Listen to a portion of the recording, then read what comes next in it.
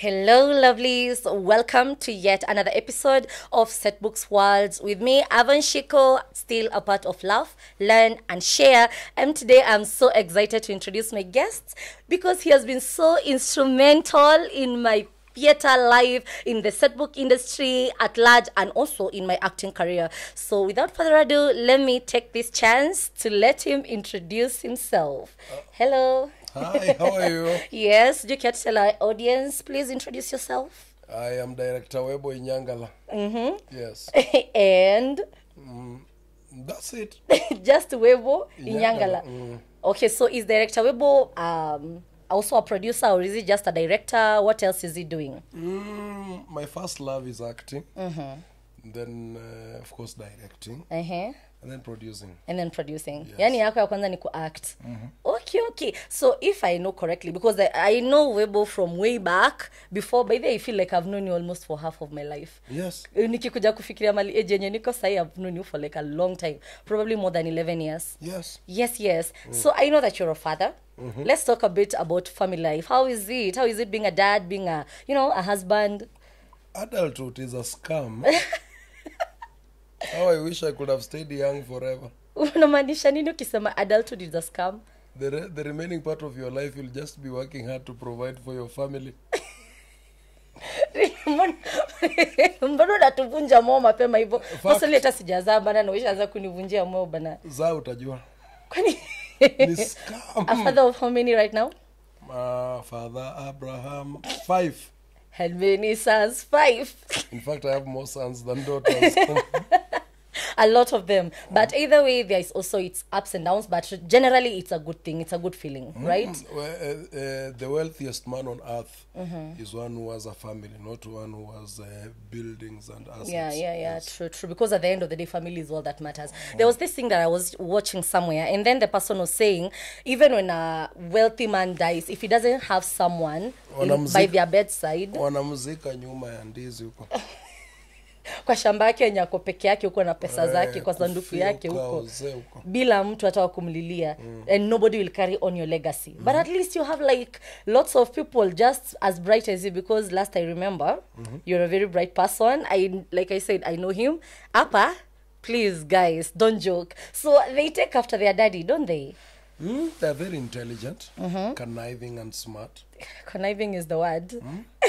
You know, conniving can be used in many different ways. I know. So you mean generally, yeah, they are like their daddy. In fact, my second last born, that guy is a squirrel. He's a boy. It's expected. Nabado, amefika teenagehood. I can't wait for the journey. Misi mzee hivyo. Kwani the eldest ako how old? 13. 13? Yenyewe si mzee sana. Lakini umejaribu. Nimewafuatanisha. Good one. Ushamaliza na ukafunga chapter. Sisi wengine hata tujaanza bana. Ndeleni kutafuta pesa. Yeah. Anyway, no, seriously, I personally have known you for the longest time. But yenye mimi nimekujua sana kama producer and as a director. But I don't know much about your acting days. Now umesema that acting is bay. Acting ndio ilikuwa ya kwanza. Acting is your first love. So can you tell us a bit about how you got first of all into the setbook industry? I would love to hear that story. Like ulijipataje? Is it like mzito alisema alikuwa anaona huko akiata akasema, you know what, that is what I want to do. Was it the same, ama you kind of like have a different story? No, I have a different story. I have a friend of mine called Wekesa, Charles.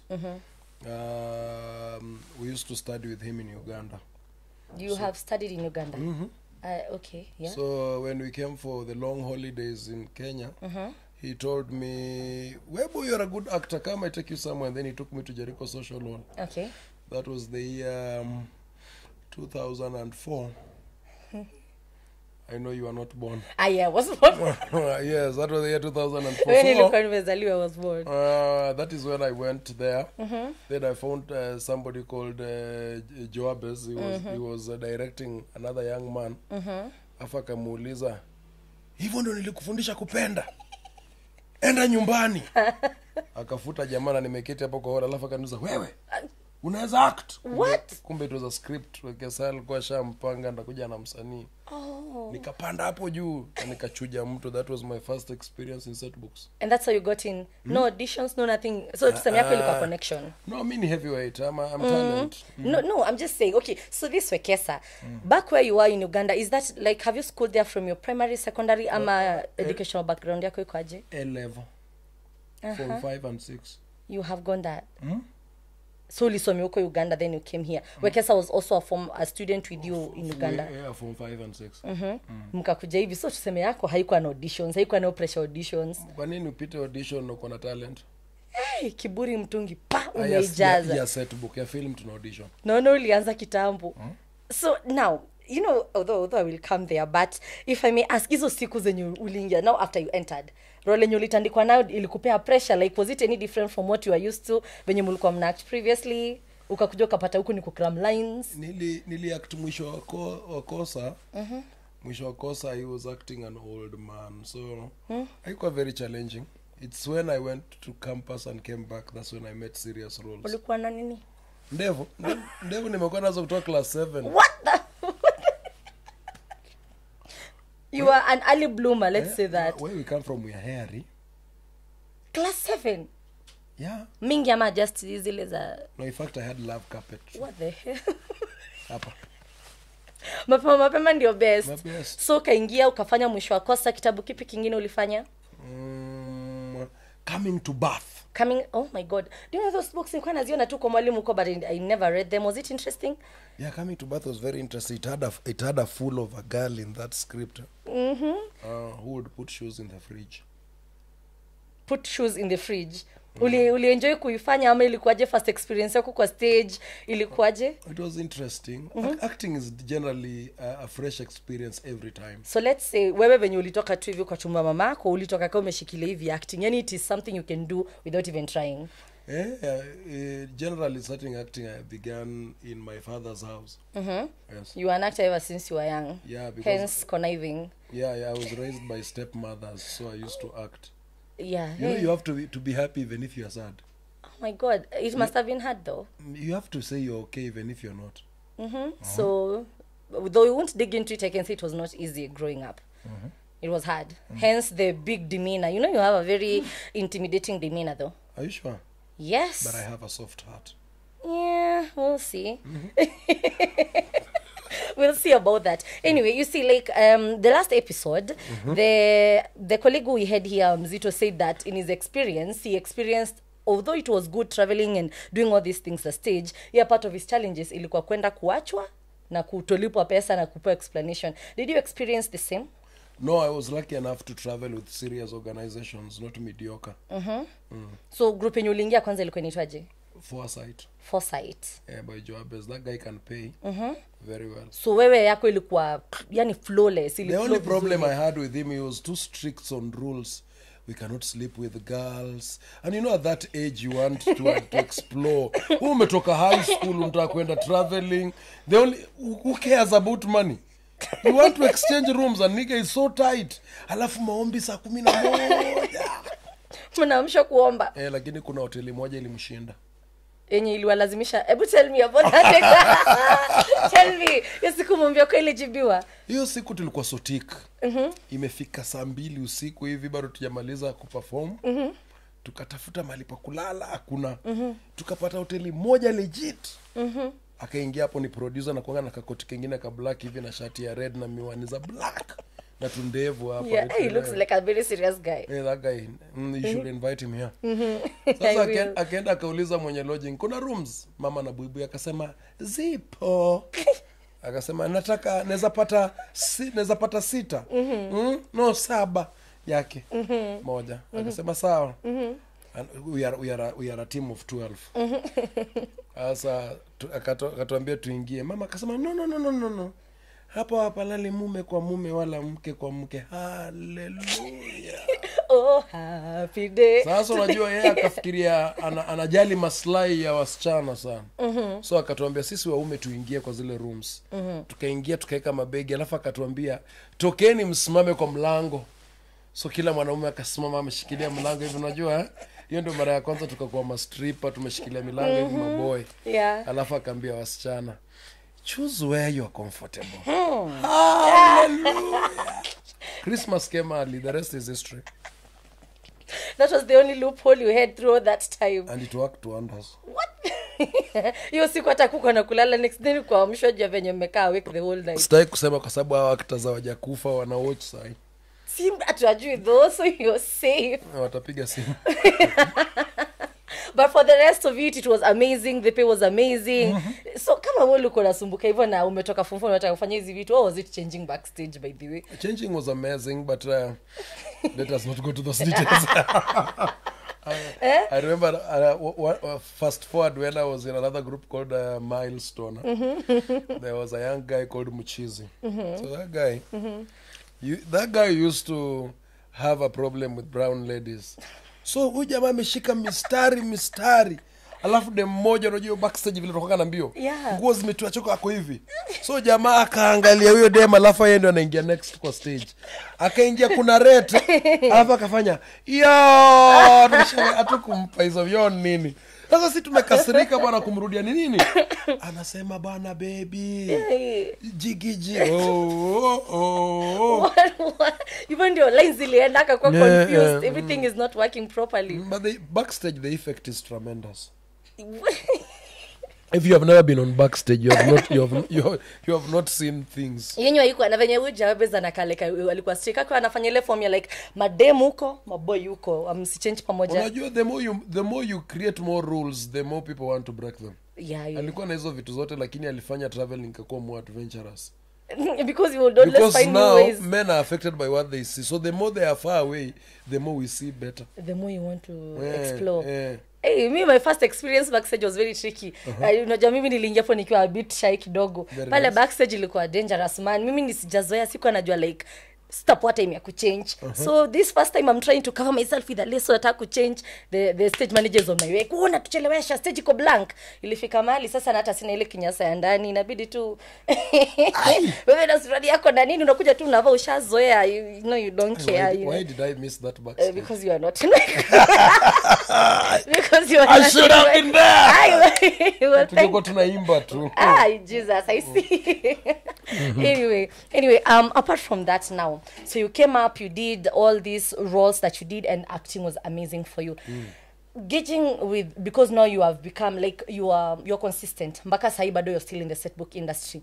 Is that something that, or an experience that you had that time that you wish that the actors of this time had? Ama waneze experience? Ama some things that you learned then that you see that actors wa sahi hawa learn?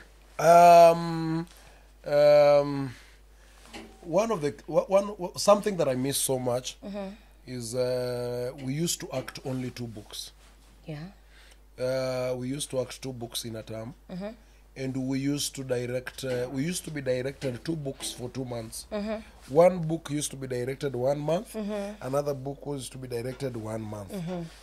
But nowadays, guys have spoiled this business. They're directing 5 books in 3 weeks. Yeah. They're squeezing it, grabbing. In a time. In fact, I have a friend of mine called Tota and Gibendi. They always, whenever they want to refer to bad acting, they say, unact kama mtu wa set book, inamaanisha unact vibaya. What? Yani sasa imefika mali set book is bad acting. Imekuwa touch and go. People don't have emotions, just hit and run. Na nini imepelekea kitu ni, is it from the client side ama it's from the set book side? It is both. What do you mean? Greed. The teachers are thinking if you do more books, that is more students will pay more money, right? And then they will get a heavier cut. True. Another thing, it's the fact that in term 3 you cannot perform these school policies and bands. True. That time no visitors. So we are almost crowding all the books in 2 terms. Walimu wanaharakisha wanafunza kwa wameona kila kitu in the 2 terms. Because before you will do 2 books in first term, 2 books in second term, and 2 books in term 3. But now you cannot go, so you are forced to do 3. Yeah. And then kitambo we used to have a sequence where if for example ni Kigogo na River Between, ni hizo tu, kila group inafanya Kigogo the same na River Between, but you'll be stuck with those 2 books.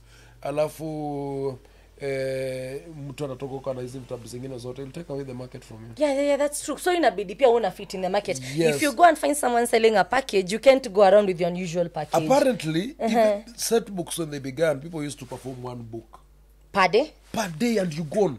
Because that's content to imbibe into the character, to get into the characterization and deliver.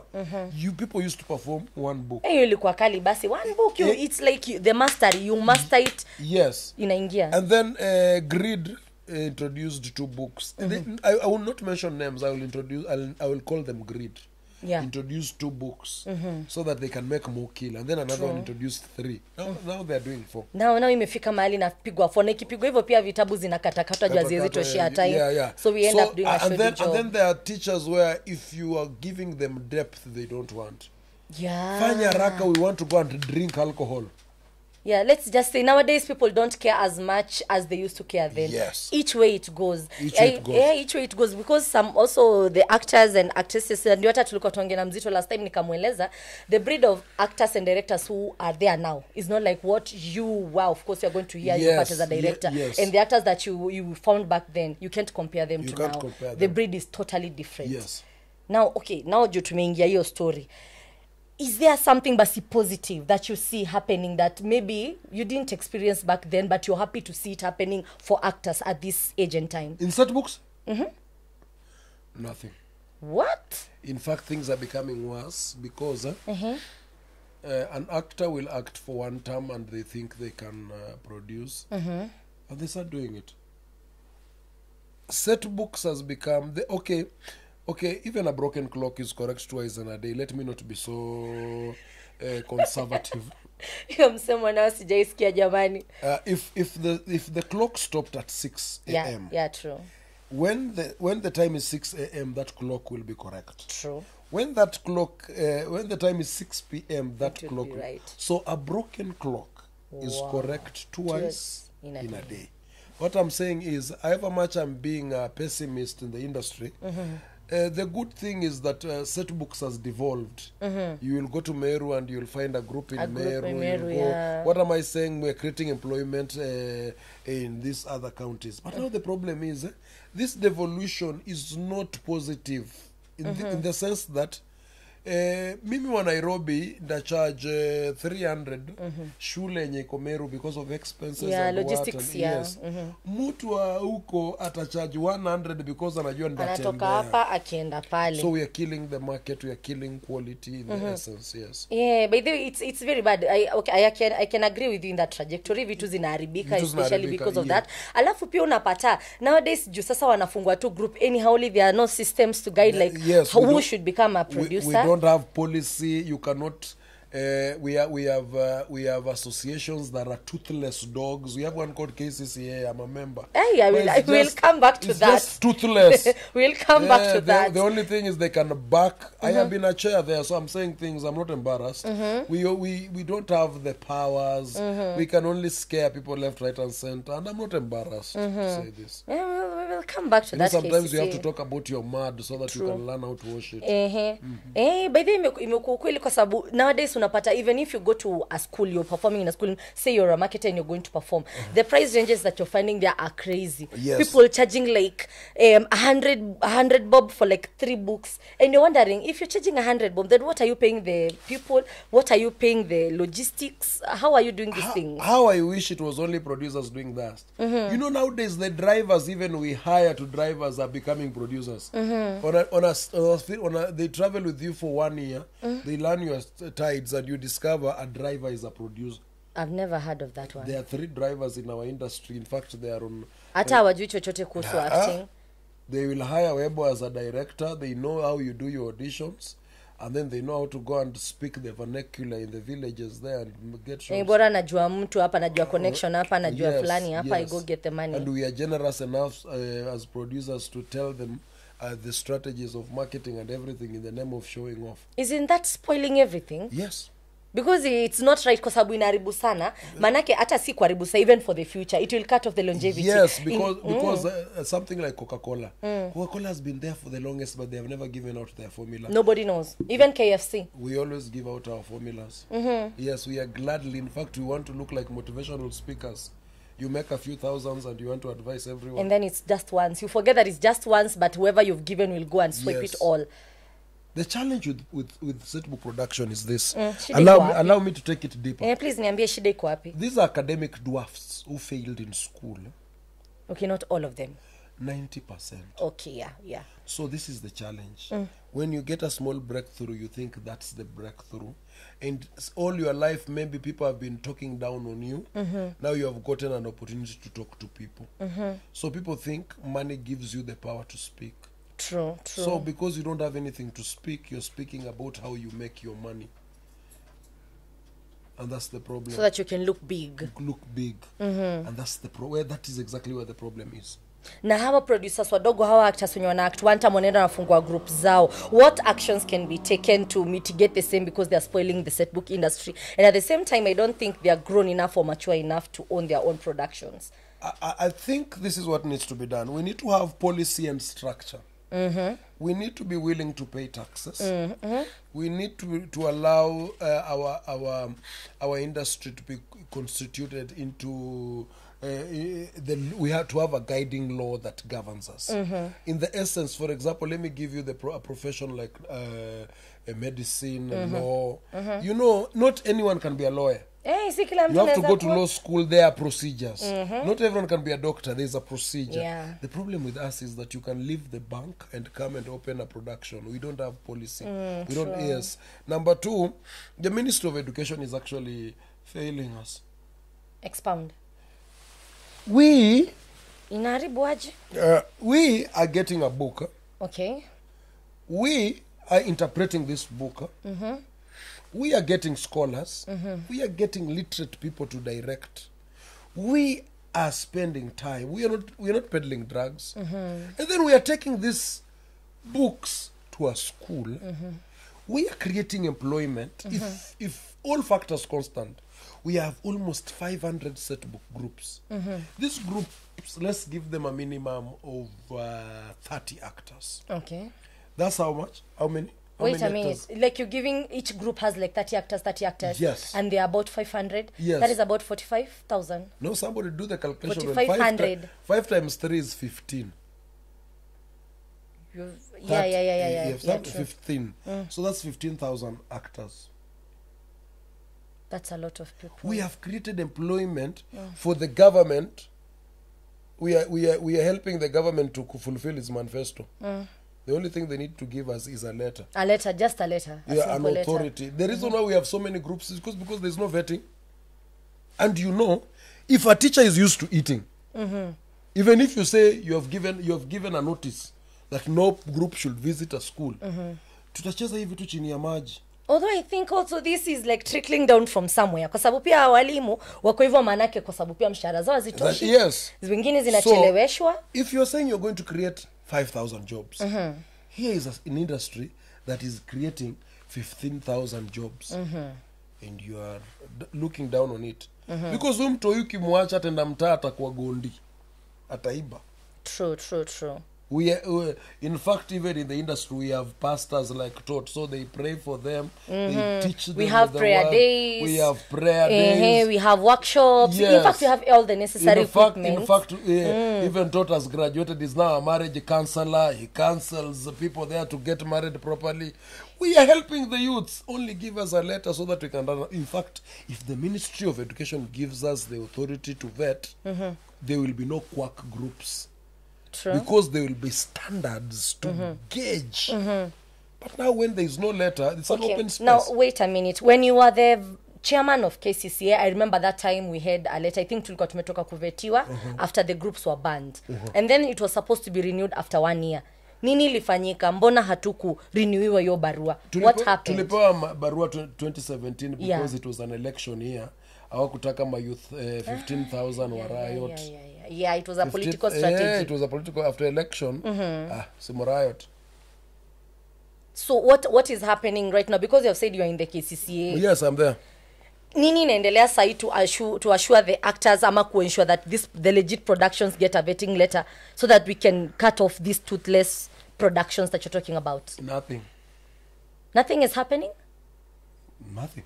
What do you mean nothing? Because the same person who does not give us a letter is still in the ministry. And the one who stopped us that time, he's still there. He's still the PS basic education. He's the one who didn't give us during Matiangi. He's the one not giving us now. So nothing. You're literally making it look like we are dying soon. We are No. dying soon. Have you seen that movie, End of the World? In fact, we are not dying. We're just having more quack groups coming up, and there's nothing we can do. Actually, there is. I think the KCCA needs to man up. Man up and do what? And do stuff, create policies, because I believe that associations created can have policies to mitigate such things. So what is policy?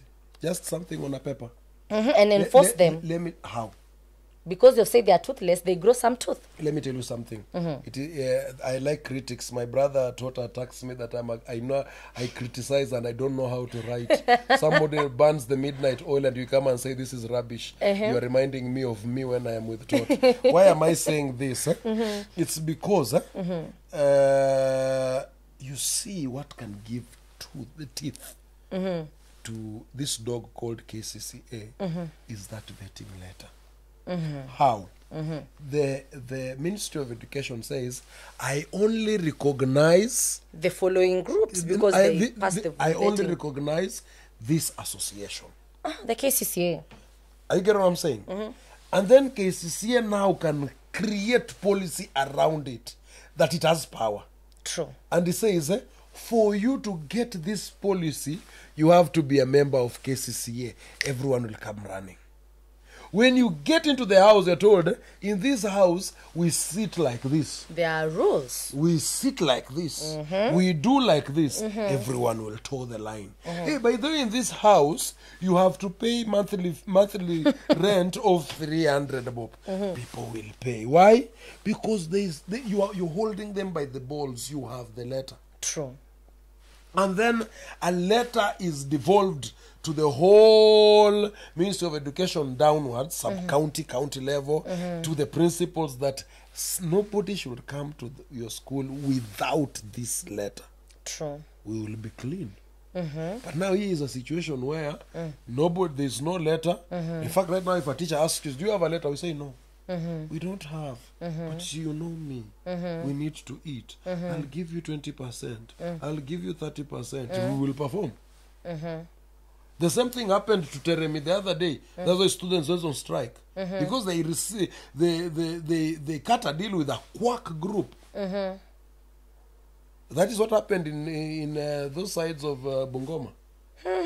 It's true, it's true. The set book industry, if it's not taken care of, things might go down. Yes. But I think there's a light at the end of the tunnel, because with the current regime of the government that we have, as much as it's pressing, I believe that the KCCA still has leaders who can come to terms with this thing. Because currently you're in it, I don't believe anywhere you are there lack greatness. There are some also great minds, like there's Tot, there's Danny Jenga, there's Moses Nguiri. There's a lot of people who I know who have the brains and who can help. So going forward, I think as much as, yes, we are having trouble, you could also tell the government, instead of giving you the just physical letters like last time. You remember last time the issue we had when they gave us physical letters? People started forging them.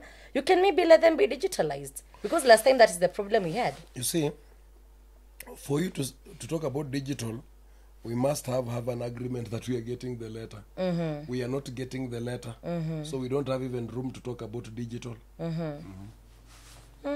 You know, a great mind without a platform is not a great mind. Yes, we can have all those minds. But where does the buck stop? As in, the problem with Setbook is that we create a lot of hope, even where there's hopelessness. There's no light at the end of the tunnel. Well, I am not being a pessimist. I am disagreeing with you. The light at the end of the tunnel is simple. The moment the Minister of Education will say, I'm giving you a letter, there is a light. But now, because there is no light, we are so many. I think by next year will be 1,000 groups. Because I have seen weird auditions everywhere. Right now as I'm speaking. Anyone. In fact, people, and you train 12 actors. The next time they leave all of them and all the 12 are producers. Though most of those productions don't last even more than a year. Because they don't have funds. Most actors will not stay because they not get paid. So they don't stand the test of time. You are wrong. That is, I think where you have worked, that is the mentality they have. No, not that. It's from what I've seen. Let me help you. Where do you come from? Muranga. Very good. You go to your village, Muranga. Your father has a big compound, isn't it? You call for auditions. Tell a friend to tell a friend in Muranga. You don't need to remove even one single poster. They will come to your father's compound. You will remember Webbo used to do what? Nowadays, people. In fact, it is I and a few directors who made it hard because we rehearse with chairs. There are groups that don't rehearse even with chairs. You just send usimame tu hapo, assume. They use the imaginative way of acting. That is weird. I don't know. Hata mimi sijaweza kupatana na hiyo, inakaa very weird. Yes. Go to Arboretum, it happens. There are groups in Arboretum. Yes, they do that. Uhuru Park, ziko. Karibu 3. Ala. Wanatoa viti wapi? Wanariaz tu hapo. So they will go there, call them in your father's compound. Get chairs from your father's house. Akona viti anaua na haya za plastic kama za harusi. Panga hapo nje. Hizi vitabu you don't need to buy them PDF. Tumia watu. Rias. Finish. After that, omba mama yako pesa kama shilingi 3,000. Akupe, wende utoe maposta. Don't go and market anywhere. Go and market in Muranga there. You have how many actors? 12. Patia kila mtu posta. Tembea within Muranga. Muguu. Wenda za huku, wenda za huku, za huku, za huku. Ongea lugha ya mama na baba. How much money have you used? 0 shillings. But how many are you going to get? You will get all of them. Nah. I agree to some extent, but how long are you going to do that? How long will your mother keep feeding you? How long will your actors keep going around the venues maintaining them? How long will you maintain the venues? Because schools is you have to keep going and going and going. Not unless he or she is your auntie or your uncle. Let me mess your brain. This person does not go and go and go. The problem is here. The moment he will go once, hatarudi tena. Na haimess. Sawa? Na haimess. Amemess kila mtu. For example, me I perform in Bungoma. I had a show. The students have paid. You're supposed to perform like Sunday. And then the people went to perform in Teremi. Did a bad show. Pathetic. The students striked and went home. What happened next?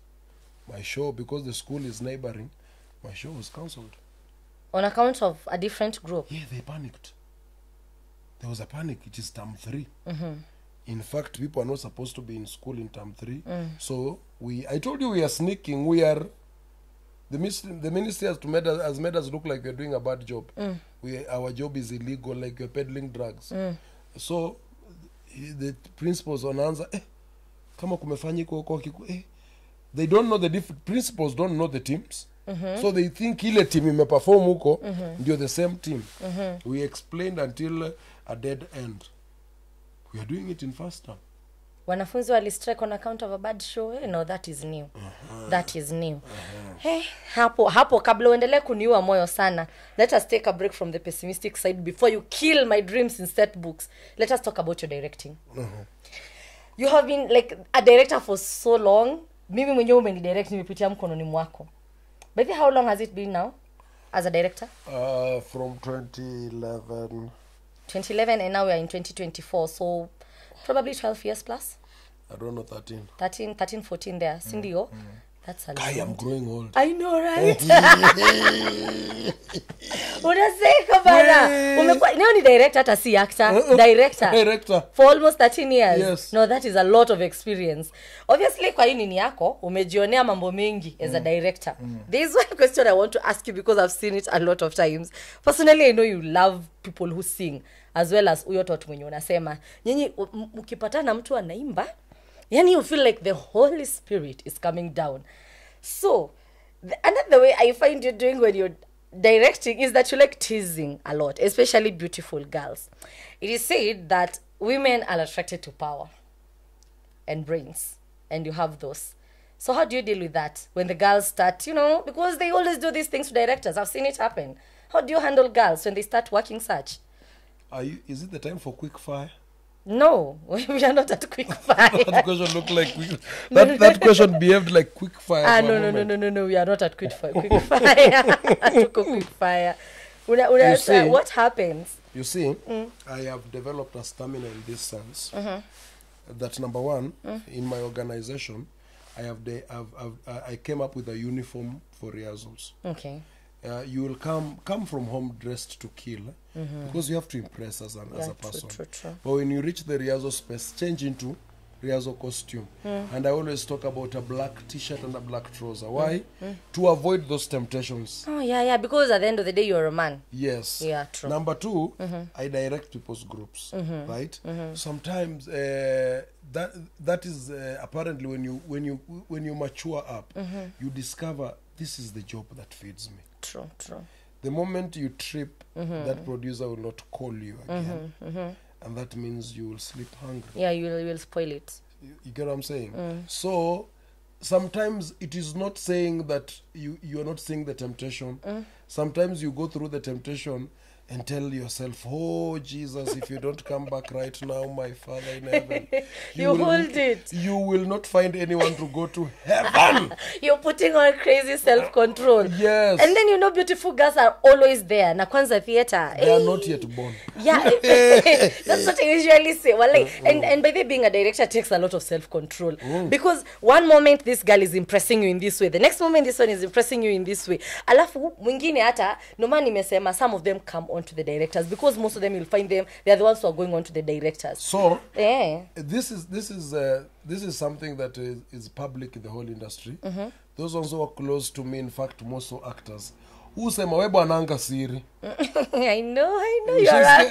Jisikia wanasema usiende kambia Webbo atakusema si wote na kukulipwa mbele ya watu. Anaenda kukulipwa mbele ya watu. Ananga so siri. That one is a defense mechanism. What? Yeah, it's also a defense mechanism that you apply. Because I can't say ati kuna uongo. Wasichana ni warembo wewe. Unaangalia hivyo unasema God. So mtakuja kuambia unalipwa. Wewe uliniambia hivi. Watu wengine nasema then she'll put a stop to it. Yes. Although another tactic that I found yenye niliona una apply na hutaki kusema is complimenting right there and then. Unaisema oh my God, you're singing well. Ukishasema hivyo unajua by the ukishasemanga kuna venye inapungua like yendi extra nishasema yai you look damn you look good. Ukishasema now let's continue. And then there's also another one where I'm not scared to say this thing. There's also another one where unakuja unapata msana ambe you're looking well but you see I'm hot blooded, please cover the flesh a bit. Because sita direct nitakuwa nakufikia hivi alafu nafanya nakwambia you okay. So you want me to build you? So cover it so that I can see the mistakes. Yeah, true because it's a bit in a smart way. Because if you just go direct go strong, you women hell knows no fury like the scorn of a woman. Anyway, now proceeding still on the directing part. Yes.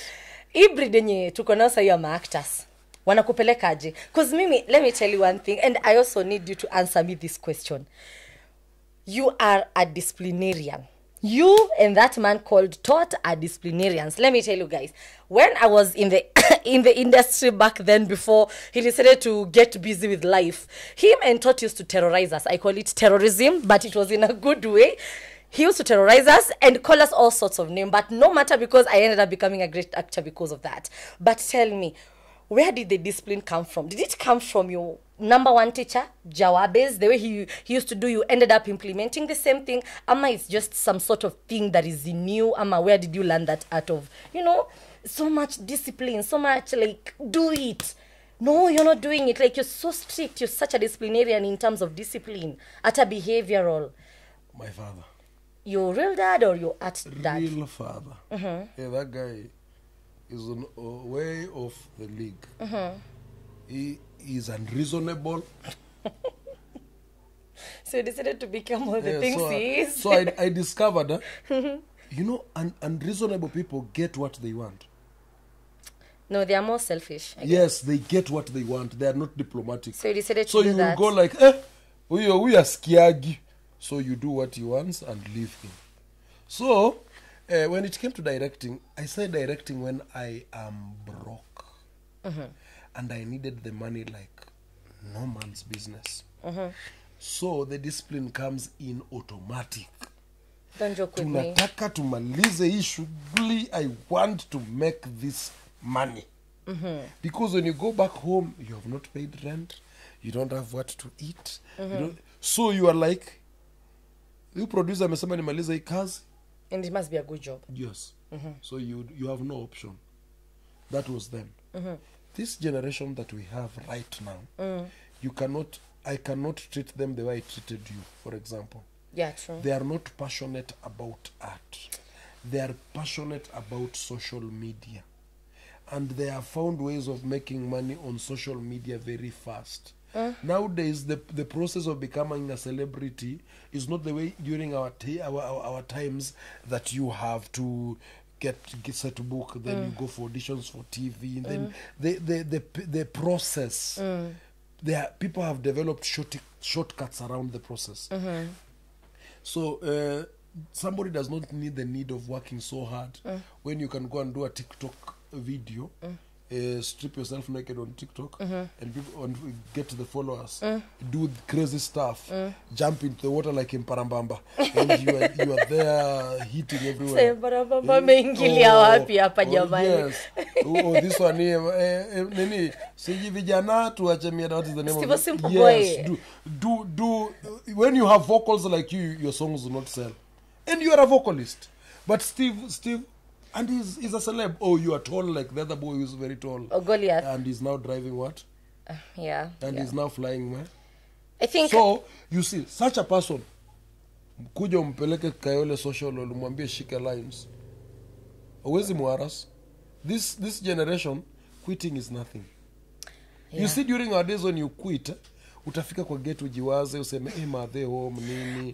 Hapa una quit na unaenda kwa TikTok you even trash that director and you get followers. Mimi hata si ati una quit unaenda unakumbuka mamako. Me, I remember the first time nilikuja.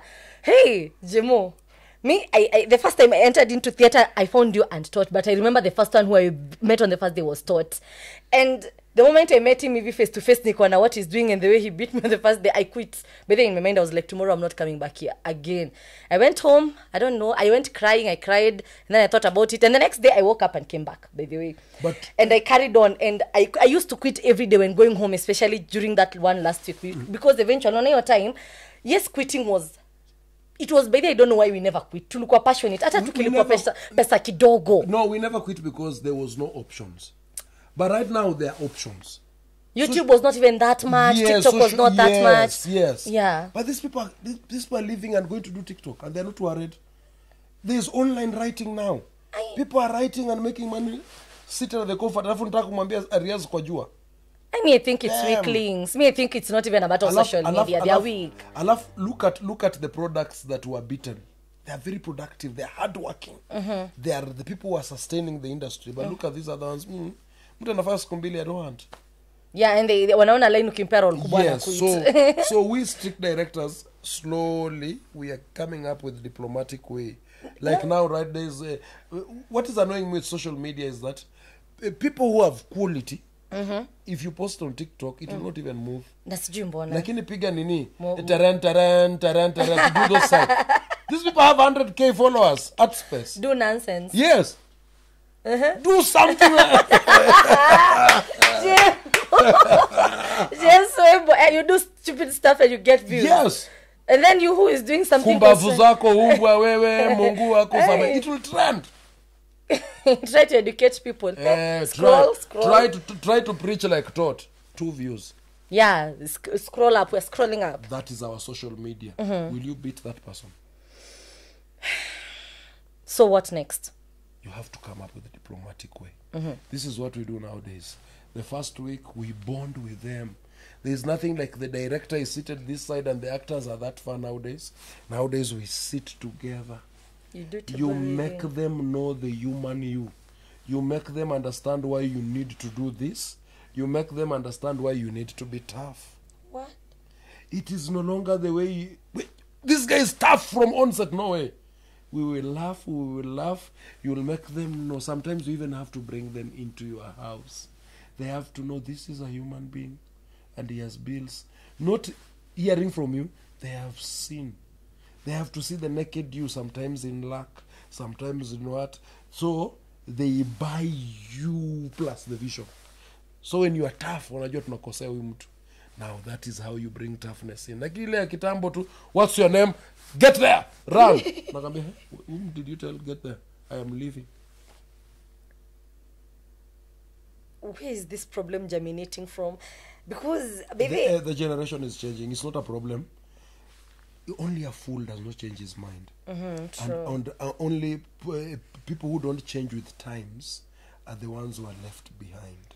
Although I wish that you could maintain the same fire. Hata ndio nilikuwa naambia Tot the other day, sometime back when I met with him. I told him, like, I wish you would be as tough as you were back then. Right now you're becoming a softie.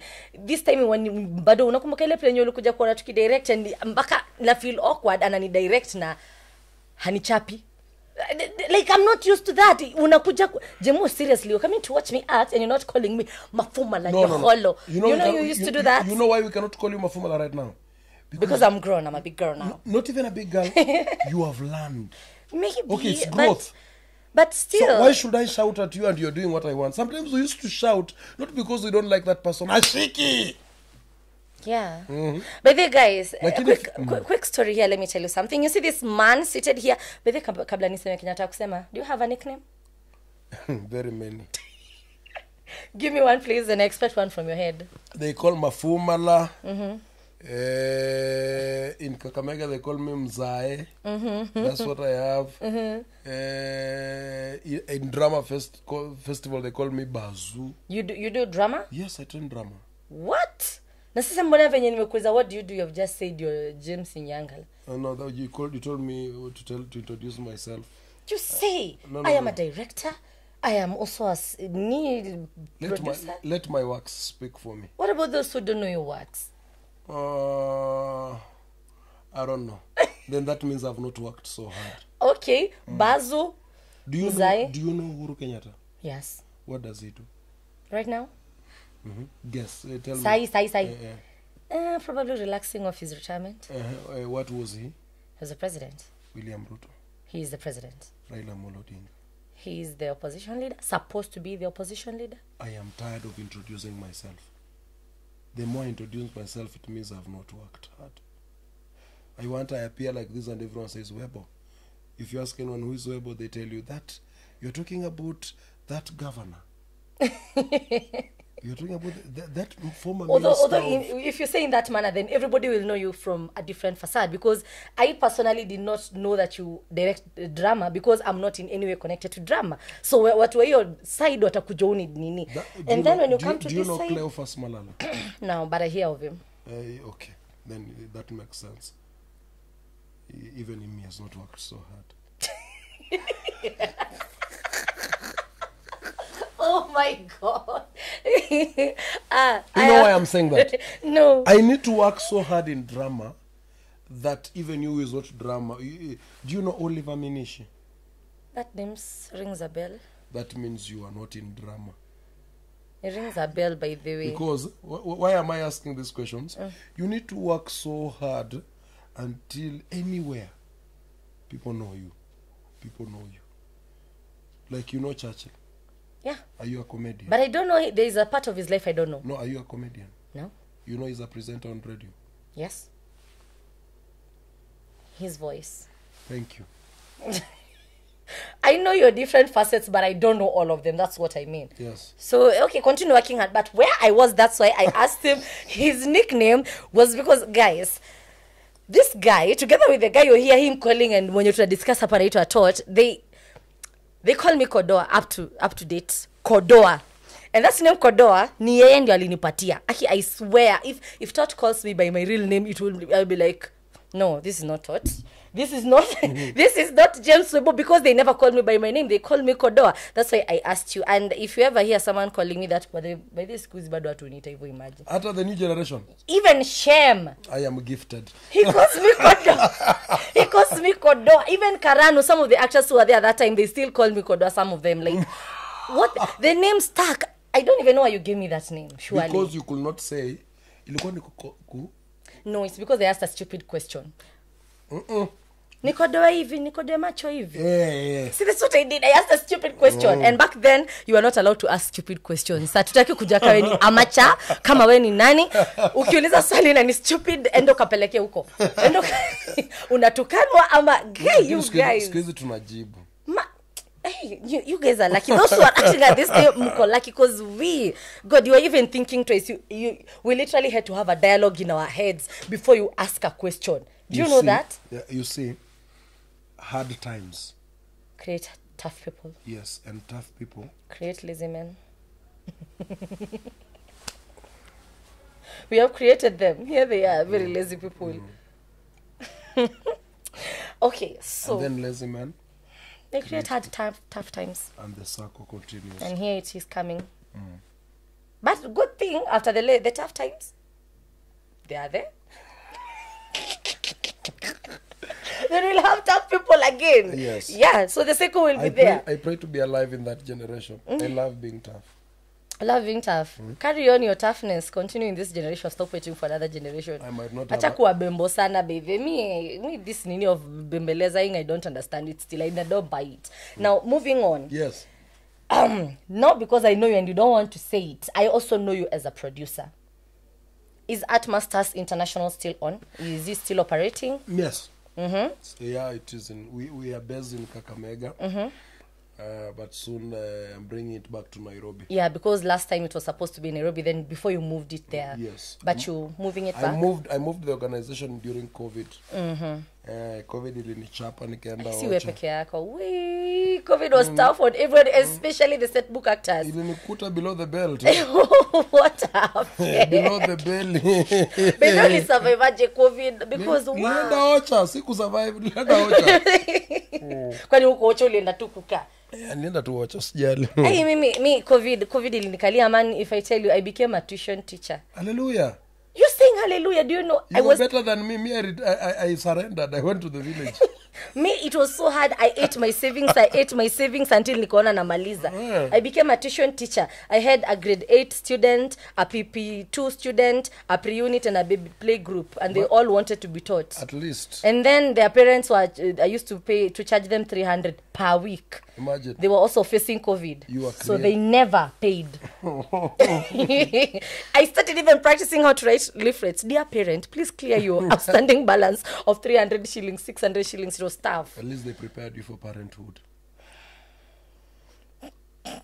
Which I've not yet done. You should. Time waits for no person. Of course. You see, if you decide to give birth at 30, that means 20. When your kid reaches 20, it'll be 50. I'll be 50. It's not very good. Finish quickly, educate them very fast. Be free. And I wanna be free. I wanna be famous. Can you imagine me nimemaliza kuzaa? You don't know, unajua wanaume wanazalishanga mpaka kwa 70. And have you seen my baby girl? No. My wife? She's young. Pretty. Done with giving birth. Of course, and her body has already rejuvenated very fast. Yeah, gym. Unampigisha gym Kakamega ama ni shamba? Shamba is enough gym. Gym ni mingi. Yeah? Unajua ukifanya hivi gym. Ukifanya hivi bana. Gym ni mingi. She's now back into film. Really? You okay now? Good. I knew when I say that you will say Yes. You've brought me back to film. Now, I am so excited because most of the time when you hear of setbook actors talking about their goals and aspiration, most of them you hear them say, I want to one day get onto TV. I want to ask you a few questions concerning that. First of all, are there, knowing what you know now about film, and because you have been also in several movies, first of all, the very first time I saw you I think I saw you in Gumbaru School. Yes. Sindio, ulikuwa pale hivyo na hiyo jinga yako yote. Niliokoka. Yeah, manzi. And then you moved on. I also saw you in County 49. Damn, that role. My favorite role. Jeez, your role now litandika. I think that role was everywhere. Everywhere I turn on TikTok, I could see learning your now litambariza. And then I've also seen you on Volume. You are in Volume as the father. I saw you on that one as a musician. Good thing. They gave you something like that. And I sang. I know, right? Although you're sauti nayo nikakwambia trick mahali. But wallahi, and it was amazing. I've seen you sijui kuna zingine nimekuona, labda I must be forgetting. Hebu remind me any other that are there. Very many. I know there are many that I probably don't know about. Selena. Yeah. Sincerely Daisy. Somewhere in Kole. There are very many. The Cola. Yeah. Things are many. I think I've not watched The Caller. Is it on Netflix? Yes. No, Netflix. Showmax. Oh, I probably should watch that. But all I'm saying is that you have had a lot of experience on film. First of all, is it true they say about film that you have to have a connection to get up in there? It's a lie. So how did you? Talent shall enable you to dine with kings. That statement is true. You used to tell us that, even Yes. your friend taught you to tell us that. But you should go to where the kings are first and show them the talent. Then you'll be able to dine. So in short, go for these auditions. Yeah, don't stay in Kayole and you have talent and you expect to dine with kings. Kings are not in Kayole. No. Thank you. So go for auditions and stop asking me. Stop asking questions. Great actors go for auditions and fail. In fact, me, I failed more auditions than the ones I've passed. Unataka kuniambia kuna the casting director fulani anaona tu hivi jemu na hii nini yake yote bado anasema Nimeanguka audition tena last week. Wachana mambo mingi. I did an audition, gave my all, traveled from Kakamega, used the 3,000 and failed. Hey. I failed, and in fact they called me with all the honor and told me, sir, you failed. We gave another one. And I asked, what happened? I like notes. And they told me, the other person interpreted that role differently. When they reached a part for tribalism, the man switched to Kikuyu. So that was enough to... Yes, we are looking for that thing. It's always, if you have, they say when everyone is good as a judge, you become petty. You start nitpicking. Yes, to small get a winner. details. If everyone is good, perfect, you become petty. She's not tall enough. She's not dark. She's... Yes. Because you don't have anything to you, and you have to make a decision. True. And I appreciated that man was smart. At least sometime later now you'll know how to use that to your advantage. Next time I get an audition where the script says the man went tribal, I'll speak my lawyer. I know it will set me apart. When I went to audition for County 49, this is what happened. I traveled from Kakamega, I came to Nairobi. I was late for the audition. So they had auditions, and from the look of things, they had already settled on somebody. Okay. So when I was almost auditioning, I told the person, I don't want to mention names, I don't know if they're comfortable. I told the person I want to audition, they told me, which role? I said the role. Elijah, that role, in fact, that person is 60 years, and I'm not 60. Yeah, you don't even look like... So I was like, oh. And then they gave me to audition another role. I said, no. I had prepared for this one. So allow me to audition this one. If it fails, okay. So I stepped in knowing from the delivery, it seems somebody has been picked. I gave it to my all. As usual. It was a monologue. That's why I love stage. I love Setbooks. It was a monologue. So we Setbook actors or stage actors, monologues are our favorite. Very easy. So I gave it all. So what happened? These guys didn't give me attention when I said I was doing the audition for Elijah. But the moment I began doing the monologue in the middle, I saw the attention changing. And everyone. They started shifting. And then they told me, Kat, can you now start? Then I knew, I have brought you where I want. I have caught you. And you know what I'd done? I had dyed my beard, so I was looking the role. It's that brown dye that you had. But there was a different style. Yes. Never saw you in that. You look so hot in that. Wow. Flattered. Oh, I'm serious. It was a different thing from what I've used. oh, Shem should hear this. Oh, how. Say that again. No, I know real, he's for watching. real. For real, you looked quite different. It was a nice style change. It looks awesome. And then you add on to the character. It was amazing. Yes. So that one, in short, you're telling them go for auditions. Go stop for assuming. auditions. When Kama you ungeenda fail, hiyo haungepewa. you see, even in Kenyan politics, the winner is always, the loser says they rigged. True. Shaisikia election yenye mwenye ameshindwa aja. No, we must say they stole. And yeah, then we must say this. We must say it's a rule. Even me, I once said that until I got on TV, and now they say I'm part of the cartels too. You're also part of it. And now they say I'm part of the cartel too. But it's hard work. The first time I got on TV, I was taken as an extra. as everybody does. That I mean, we pick extra. And I was not paid for that extra. Walikuiba pesa. Yes. The second time I got myself on Gumbaru School, I was directing in Kayole Social Hall.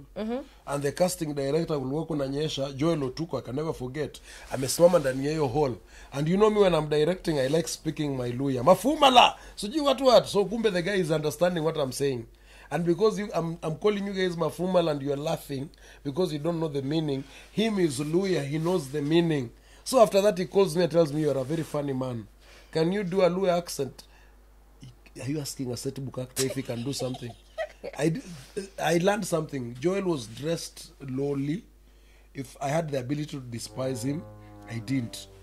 Kwanza mvua ilikuwa imemnyeshea.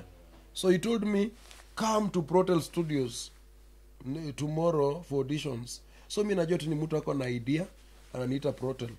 Kufika huko is the man auditioning. Nikasema kai, huyu mtu alikuwa Kayole. Ndiye an audition. And I passed the audition. Why? I didn't audition there. He auditioned me in the hall when he saw me being natural. So literally you're a product of do it, give it your best. You never know who is watching. You never know who is watching. You kitu bede tunambongo every time. Do it well. You never know who is watching. I left Gumbaru School. Joel was directing Mashtaka in Citizen.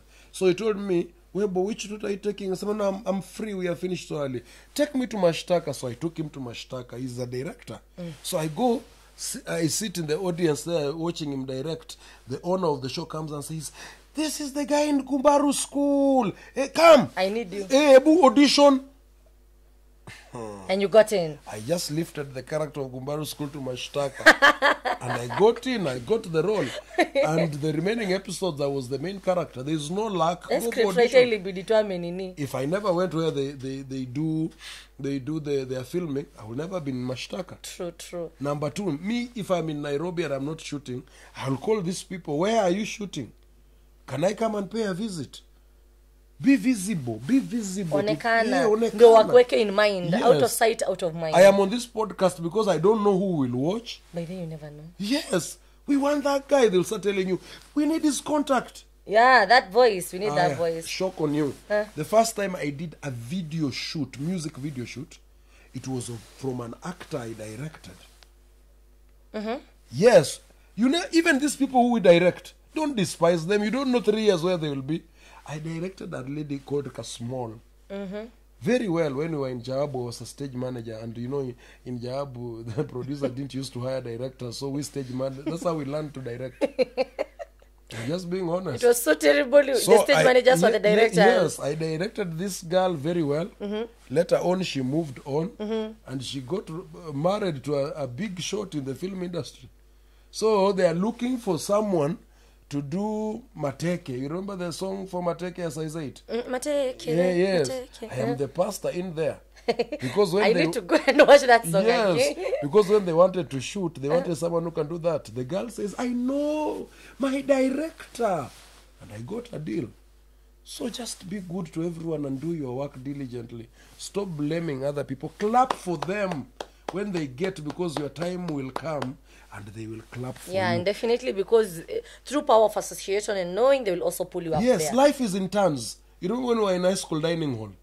So wale wenye wamefika kwa dirisha ya chakula, tutasema ati wanajuana na cook. No. Anaserve tu vumilia tu kwa yako, siku yako yaja, na itapita mwingine aingie. True. Which actor, do you have a favorite actor in the film industry internationally? Is there anyone who inspires you? Because yezi kwambia ati mentors you because we are way past that. So nani anakuinspireanga ama huwa anakujazz internationally? You see, when I began this podcast, you asked me my name and I didn't call myself James. Yeah, true. I called myself Webbo Inyangala. I don't really like the way people from outside act. They don't bring us. You know, I've gone to Nigeria and I'm not bragging. And these people love the way they do their things. They shout all the way. They don't like comparing themselves to other people. Even Indians. You see the likes of Denzel and the rest. Even Lupita Nyong'o is no longer part of us, just like Obama. There's nothing African on Obama. So it's a fact. No, we only share the village, but he's not an African man, that person. Everything about him is white. No, you see, this is what I was saying. You see Denzel act the mannerism. You know, we are a product of our environment. They act the mannerisms of the white people. The way they talk. You see, now the problem is when we epitomize them, we end up doing like them. The person I like so much, and it might come as a shock, is a gentleman called George Moore. He's a Kenyan actor. Acting in the Hollywood? No, Kenya. Hapa Kenya. George Moore? George Moore moja. That man is diligent to his script. That man knows how to do research. That man is a devoted person. Hey, among all the Kenyan actors I've seen, you know, film can make you lazy. Yeah, unatumia script line tatu hata huwezi shika. That man, if you give him a role, he will do research. I like that. You know, we auditioned with him County 49 on the same role. I beat him, not because I'm a great actor. I think I had better features for the role. That guy is great. But look at what he did. He still followed me and told me, Webbo, I had done research on this role. I think... He shared with you. Hey, the notes. Do it like this, do it like this. I was marveled. You know, normally you'll get jealous and feel bad. Yeah. He told me and he kept calling me. I hope you're keeping... Before the program aired, calling me and telling me, I hope you're keeping on the track. When it hit the airwaves, he was the first person to congratulate me. I know, and he even said, I wouldn't have done it better than you. Yeah. It was amazing. Yeah. And then coming also from a person that you like, you who inspires you so much by the way they handle their thing, it was like amazing. And he's my age mate.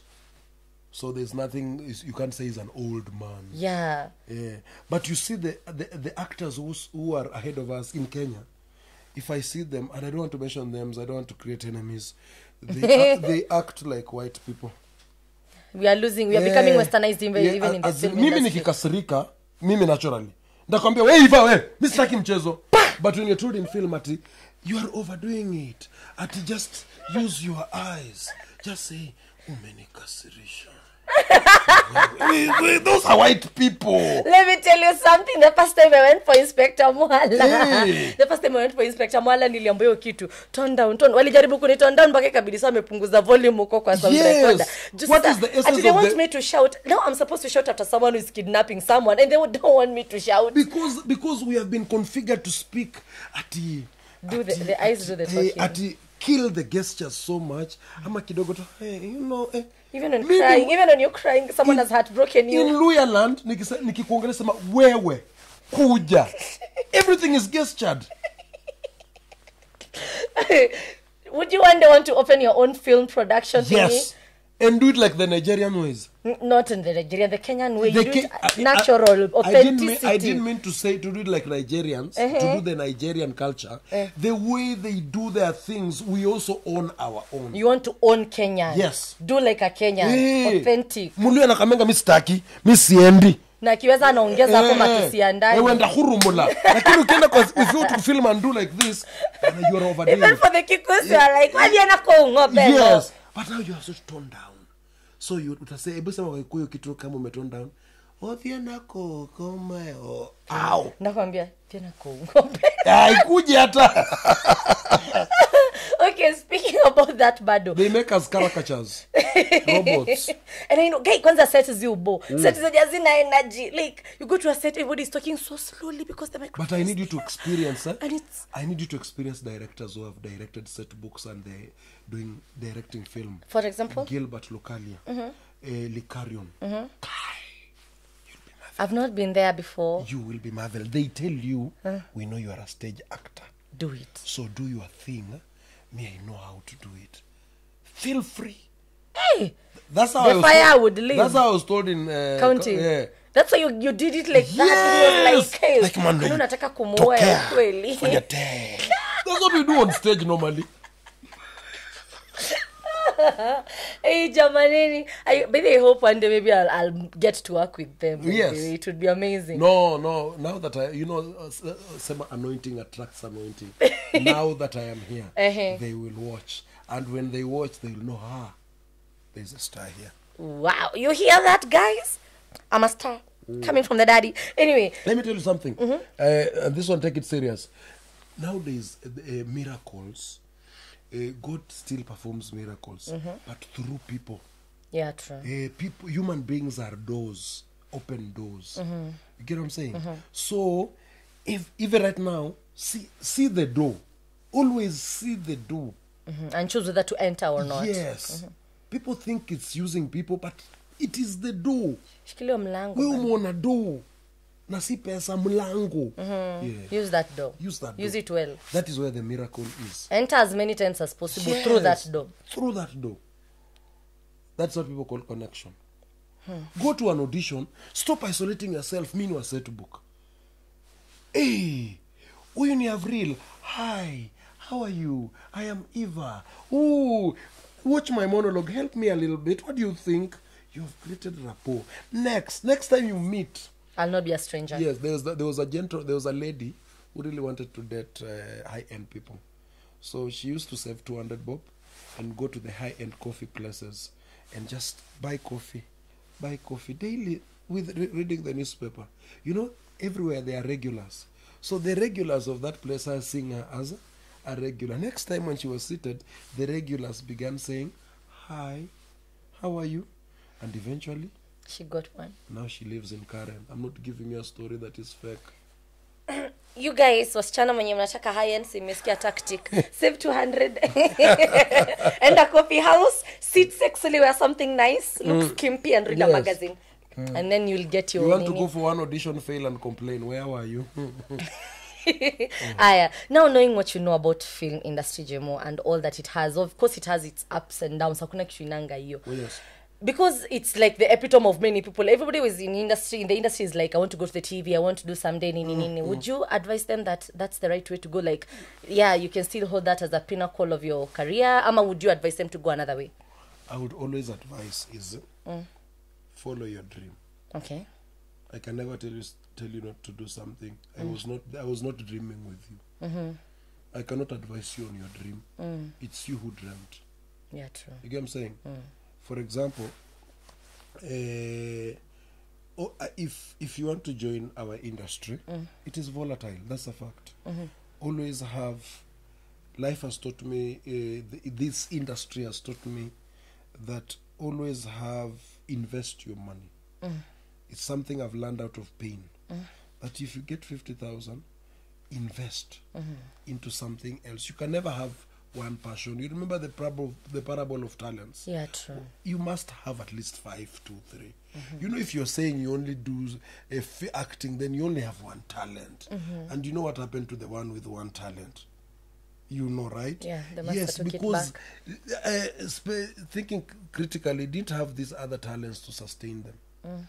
This one with very many had talent, very many to sustain them. That's why he was able to make a profit. So get your money. Even if you have that one talent, multiply it into many. Learn if need be. Or even invest. You might be an actor, but you love farming. You get what I'm saying? Get that money, do farming.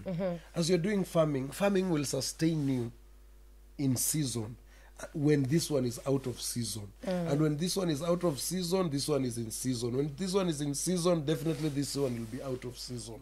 The reason why people in the industry suffer, because when we are in season, we don't apply the Joseph wisdom, I call it. Joseph the dreamer. We don't apply the Joseph wisdom how of he said, let us save these ones for the 7 years of drought. Yes. So when we reach during the drought, we complain that our industry does not have money. And we die. Yes. So it is just that dynamic. No, you are not on a monthly. You're getting 100K. Pay your house ahead. It's something I've learned out of pain. Okay, we are almost winding up. Yes. I wanted to speak to you a bit about KCC as we wind up. You are the chairman for, You're taking me back to KCC. No, it's just one final. Ask me how my life was in Nigeria. I'm tired of that KCC thing, but just go on. Yes. Nilikuwa nakuulizaje, when you were there, because right now you're calling it Toothless, were there any implementation that you're able to put there yenye iliweza kusaidia ama move forward? KCC, you see, I don't want to say there's anything we did. You know why? I was a chair in COVID. The industry was not alive. So I was a dead chair. You know, it's good to accept. There's no big thing to attribute. And then Another thing is, even the current chair, I feel sorry for him.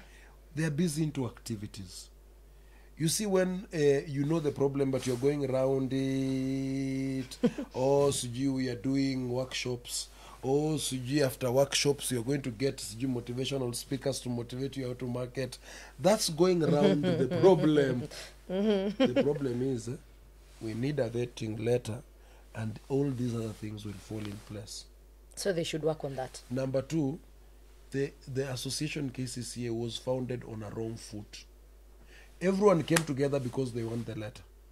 So even if you talk about housing, corporate, whatever, nobody's listening to you. If you tell them, come, let's put our finances together and buy land in Kitengela, no one is hearing.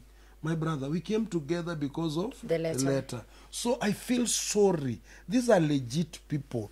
Njenga is a brain boxer who is the vice chair, but they are not yielding anything. Why? Because they have gotten into a house that came together for the wrong reasons. Yeah. So you cannot measure my time. I am sorry for Ngwiri. You cannot measure his time. You cannot measure Mboya's time. You cannot measure Madam Veronica's time. Because why? None of us has gotten the letter. The most successful chair now and the future is the one who will get that letter. Hiyo ndio itasema. In fact, the vice chair, he has brilliant ideas, but it's just noise. Ni kama kupigia mbuzi guitar. You know him, ask him. Ndamuita hapa. Yes. He will, unless he comes because he's in office to say good things. But the truth is miserable. You do things that people are looking at you. We are not hearing you. They want to hear. Yeah, in fact, there's a cousin of mine on that group who is a producer called Mwanzo. You people can just be quiet and he asks, Ofisi, mmefikaje na mambo ya ministry? When he knows there's nothing. He's just poking the honest. Yeah, the because he knows that's what we came together. Hey, after hapa anatuadvertise play anafanya, muone anafanya kitu. Alafu anawauliza, Ofisi! Kwa hivyo mumeenda ministry? Huyu amekuja hapa, you see, we need to adjust the prices. Oh, good people. Who wants good people? We want the letter. That's why I wouldn't want to vie again. Enough is enough. Not enough is enough. Leadership is good, it's sweet, power is good, it corrupts absolutely. And me, I want to be corrupted absolutely. But I'm just saying, where is the power without influence? Understood. Well understood. Parting shot before we go to the trivia, please give us a parting shot before we play for this one. Life is too short, do you? Shamelessly. Yeah, do you? Shamelessly. If you want, my brother taught says we are in the end times. Don't be in between. If you are a demon, be a demon. A proper one. Do it to the maximum. If you want to be a Christian, go full throttle. Iya katikati. Kwanza akikupata we ni demon, you'll be the friend. Because at least this one has made a decision. He's a demon full-fledged. Full-fledged. Imamba ya huku kidogo, huku. Neutral. No. Maji moto. Yes, so do you. Life is too short. People are not dying in old age disease. After you can die in accidents. Yeah, and depression and other things. Leave you. If you have your change, go to Italy for a holiday. Amen. Yes. Hallelujah. Aya, guys. I know Shem is here. He eats the panga here. We have come to the end, but before we finish, as you know, we always have the quick fire trivia session, and today I'm excited because we are doing it for money. Now, Hey. I have 5 questions to ask. They will be revolving around our country, around science, and probably, don't worry, have no worry, and around books, just generally literature, like sikitungumu. Now, for every question that he gets correctly, he earns 100 shillings. For every that he doesn't, he loses it. Wachana mambo ya science. Tuongee vitu bila science. Maswali ziko. So, ukipata, unachukua. Ukikosa, inarudi. Tukimalizia tutavote kama tutampea tu tumhurumie, lakini kwanza let's see. This is where I need my genius brother. Yake itafika tu. That guy will have answered everything. I will be going home a rich man. Why do I feel I'll fail everything? Oh, shall fail well. Just for the record, if I fail, I expected.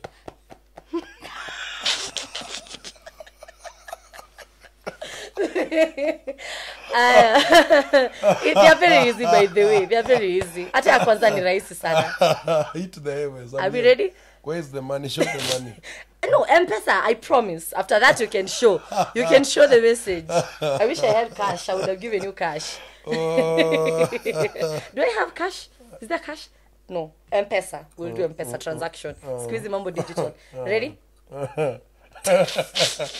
Since I came for this podcast, I've not panicked on anything. Yeah. But this one. Let's go. You're smart. Come on, and they're not difficult. We go. The first one I'll go easy. The more you say I'm smart, the more you pile pressure on me. I know, it's a strategy. Anyway, ready? The first one is very easy. We go. How many counties do you have in Kenya? 47 counties. There My you go, money. 100 bob. He has earned it. It's okay, you have it. You have gotten it. Now, all the groups in Kenya can be divided into a category of 3. All tribes in Kenya can be classified into a category of 3. Name the 3. All tribes in Kenya can be classified into categories of 3. There are 3 major. Bantus, Nilotes, and Kushites. There you go, 200. See, I don't know. No, I'm thinking. There we go. Okay, so when was the state of emergency declared in Kenya? 1982. That is wrong. It was in 1982. No, before independence. Okay, then let's go. Post. You should have said that. Okay, 1982, when Raila was trying to overthrow the government, there was a state of emergency. Then let's go during colonial period. No, me, I answered that one. No. Let's go during the colonial period. Why do you want me to fail? No. Go to the colonial period. Should have been the year of independence, 64. That one, at least let me fail. But you're good. You failed that one. At least You failed that one. I gave you 82. Who is the current cabinet secretary of education? Cabinet secretary of education, the current. No, they changed that one. I didn't get the name. It's Julius. That one I didn't get. That one. Julius Ogamba. This one, after Gen Z revolted, I am not interested in that cabinet. I want them all to go. Okay. In fact, even if I knew, I would not have given you the answer. Let us go. In fact, I wanted to add 5 questions, but let me just do the other one. The 5 are over. No. Bakia ya mwisho. Okay. Yes. You have stopped there? No, yes, we have the last one. Stop there. Sisa ndo ya mwisho nakuuliza, nimekuuliza 4 peke yake. Umepata 200 ukafeli 2, baki ya mwisho. Sasa hiyo ya mwisho ni ya literature, because you are a lover of books. My guy love books. You want to tell me who is the writer of this book? That one I will fail. I don't know names, but just try. Yes, my director here loves books, so I'm going to ask you, because he's a very famous writer. Please give me 4 books that Shakespeare has written. Hamlet, Romeo and Juliet, The Twelfth Night. Are you sure it's called The 12th Night? I will get you Oedipus. Oedipus wango. Wango. T.O.T. No. Oedipus. And the other one, The 12th Night, nakushuku sana. The 12th Night. In fact, it had the character is called Viola. You're very lucky. You are very lucky. You see, the Bible says my people suffer for lack of knowledge. And sometimes when you know people lack knowledge, you can say anything. So I'm very But lucky. Mimi, I still don't believe The 12th Night. I'll have to The Google 12th the night, 2. Google now. I'll have, and the one that is Google. called Oedipus. Google now. In fact, Okay. those are 2 originals. Oedipus. Yes. In fact, if you get them, add me the other 200. What? Because I am sure. Add me the other 200. Or are you using intimidation No, on not me? intimidation. 12th night. Wait. I don't trust your internet. What? Just At Google this it. rate, you want to. And then the 12th night. No, let me start by Nini. Umeita nini? 12th night. Hiyo ingine umeita? No, just Google 12th No, night. umeita ingine nini? Twende pole Hiyo pole. ingine umeita nini? No, step by Hiyo step. ingine umeita nini? We ana pesa. We are on the wrong.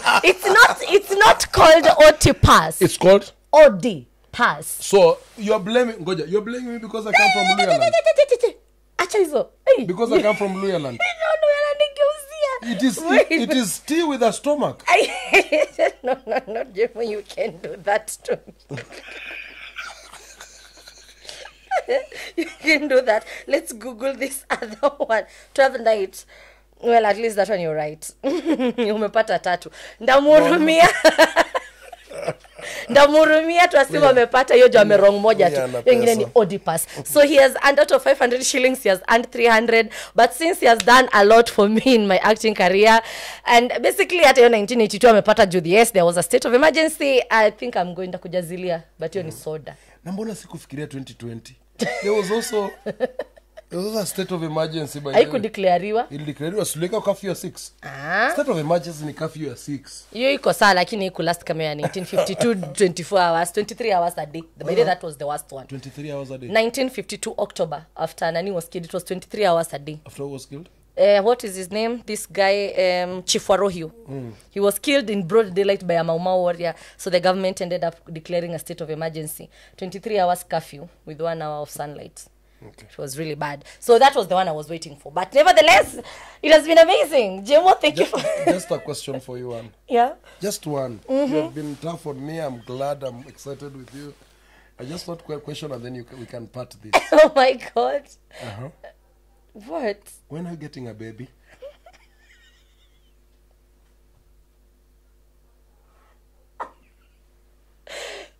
What is wrong with you? Okay. I want to buy diapers. You want to what? Pesa yangu itapotea. Mimi ni mzazi. Thank you. You can wrap the show. Hey, yeah, I'm short. Aina jibu. Thanks so much, Jemo, for coming on this podcast. And the last question, guys, I have no answer. Either way, today has been such an interesting and very long episode, which I anticipated because I heard the talker himself. Of course, I know there's a lot of things zenye ame downplay. Kuna nyingi sana hajasema. This is not how he talks. He's very mafumala, nyoholo. I don't even know what those things mean up till date. Probably he'll tell me. Mafumala is ice cream. Nyoholo is where do you come from? Yani mafumala is ice cream. And every time he used to call me that, nikuwa na jam. Oh. Then guys, I'm happy. I'm a mafumala. Thank you so much for having us on this podcast, Jemo. You're welcome, and I hope to have you another time. Thank you. Yes, he's one of the toughest directors that I know, and it has been an amazing episode. From us to you, we say bye. See you on the next one. Bye-bye.